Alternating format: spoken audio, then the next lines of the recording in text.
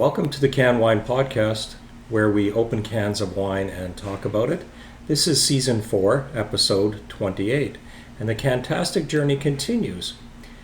And this is an unusual, as you can tell from the background, daytime episode. Usually I don't do these, but we're sort of hunkered down here in New York, waiting for this giant storm, which may or may not come here. They're talking that it may head a bit east, so I've, it's the end of February and I've had enough of winter already, but if it does show up, well, we'll be ready for it.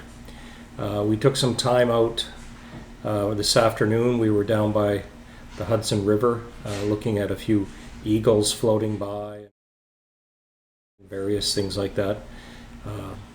The river, at this point, they call it the river that runs both ways, and that's because when the tide comes in, and we are getting some very high tides because of this storm, it will run backwards, which it does every day, but it's running backwards big time.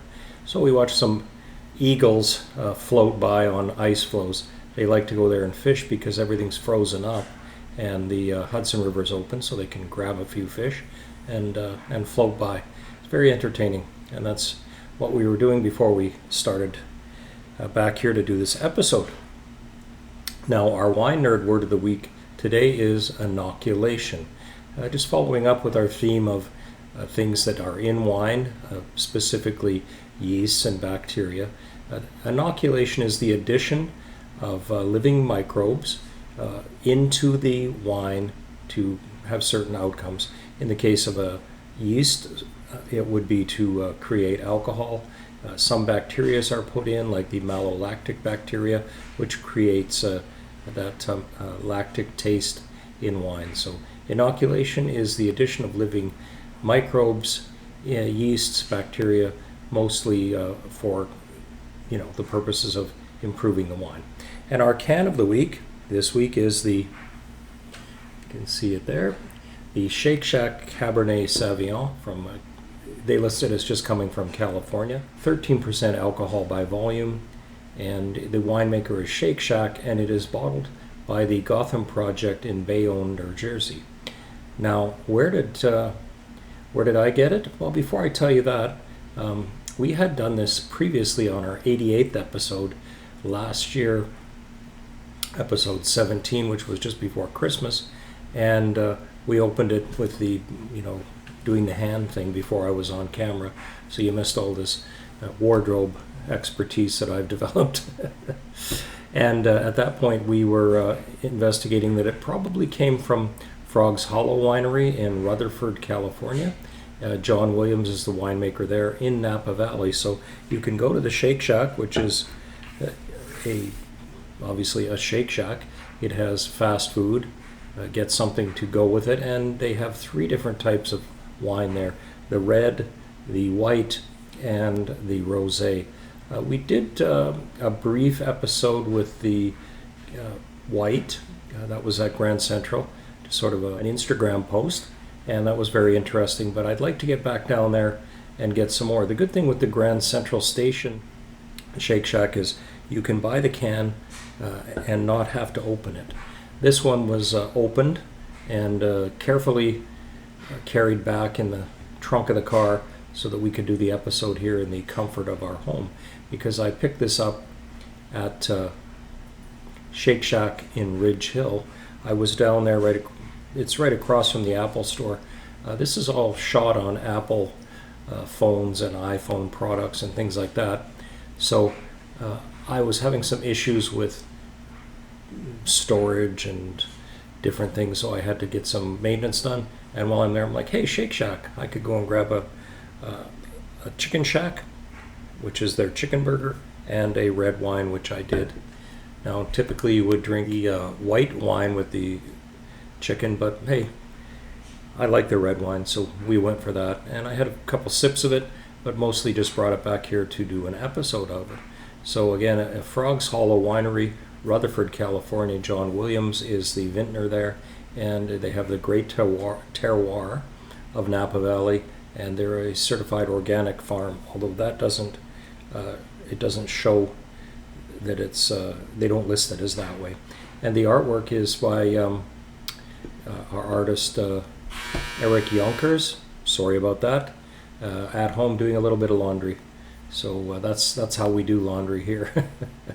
For those of you in port protection that are a little jealous, that was my dryer going off, and it dries okay. I'm digressing. Now, the artist on this is Eric Yonkers. Yonkers. Ridge Hill is in Yonkers, which is kind of a derivation of Junkers, as depending on how you misspell it. And he's a California artist, and he does very interesting stuff. I'll hold it up again so you can see it here.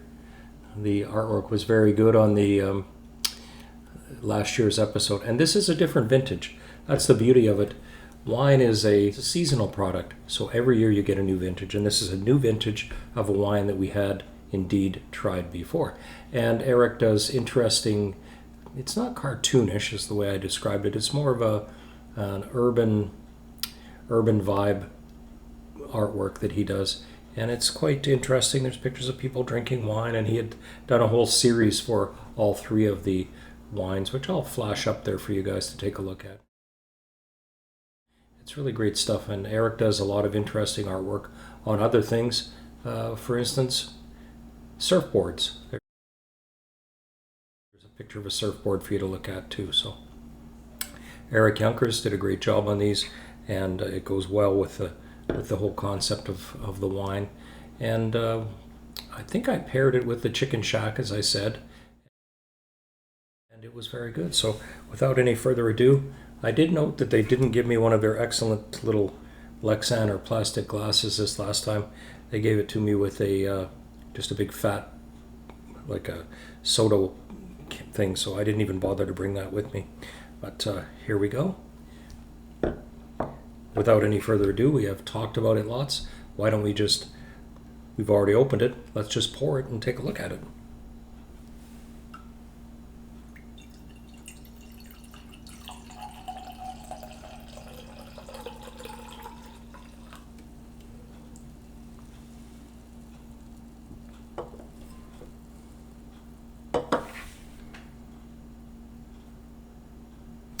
I'm going to describe this as, in pouring it, a very deep purple.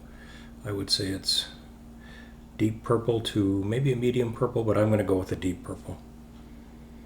A lot of dark fruit flavors.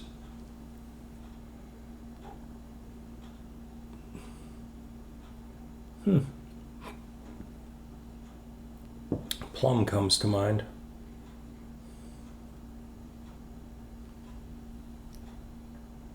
Very nice. And the taste?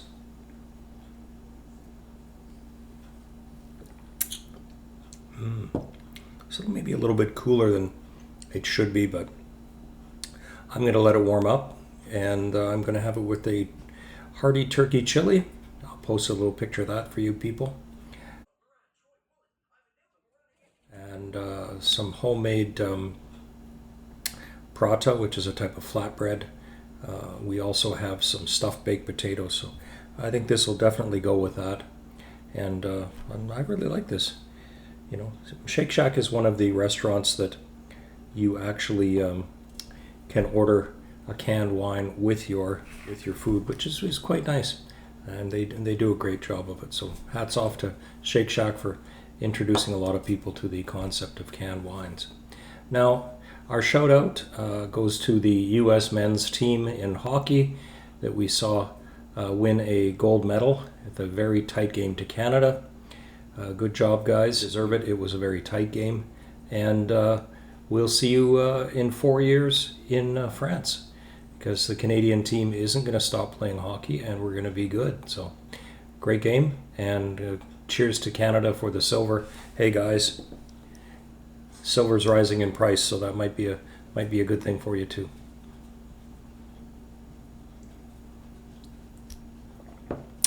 That's our shout out. Again, a shout out to Lee Repko. We from No List Records.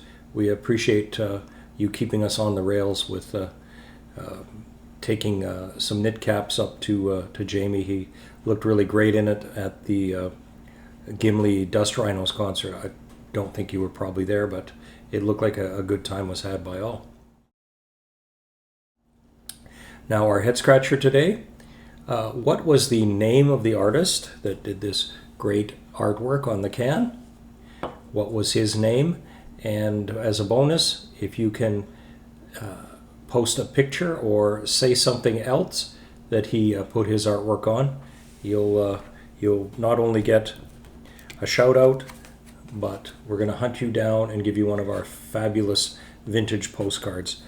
Shout out as well to Christian, who got the answer last week, which was Brett, as in Brettanomycetes, which is a type of yeast not necessarily inoculated, but probably present in the piquette that we tasted the other day. So, in closing, thank you for tuning into the Can Wine Podcast, as always, where we open cans of wine and talk about it, regardless of the blizzards or weather that's happening. It just catches us at home, and we're not going anywhere. So remember, as always, to enjoy responsibly, and just because it comes in a can doesn't mean you can drink and drive.